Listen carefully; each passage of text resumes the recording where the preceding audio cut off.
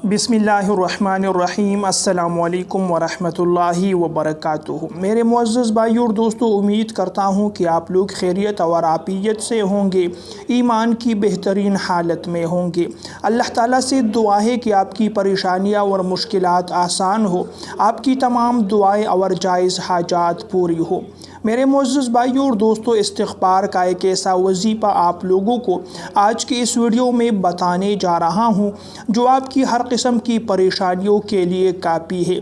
आपकी जो भी परेशानी हो, चाहे उस जिस शक्ल में भी हो, जो भी तकलीफ़ है, जो भी परेशानी है, अगर आप उससे निजात के लिए ये वजीफ़ा शुरू करें, ये अमल शुरू करें, तो इंशाअल्लाह जल्द से जल्द आपकी हर किस्म की परेशानी दूर हो जाएगी।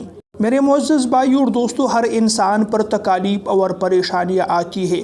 जब इंसान दुनिया में ज़िंदगी गुजारता है तो ये चीज़ें जो है ये दुनिया के साथ लाजिम और मलज़ूम है।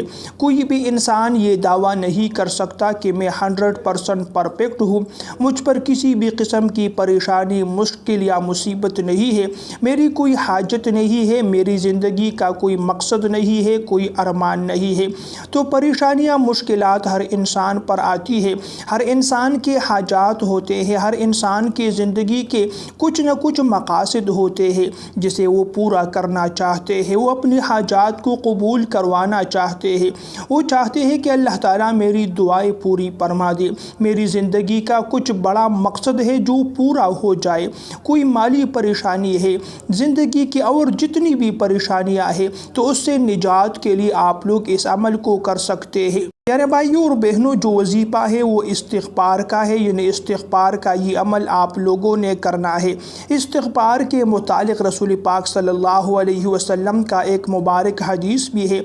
आप सल्लल्लाहु अलैहि वसल्लम ने इरशाद फरमाया, तूबा लिमन वजद फी सहीफ़तिही इस्तिग़फ़ारन कसीरा। खुशखबरी है उस इंसान के लिए जिसके नामे आमाल में कसरत से इस्तिग़फ़ार मौजूद हो।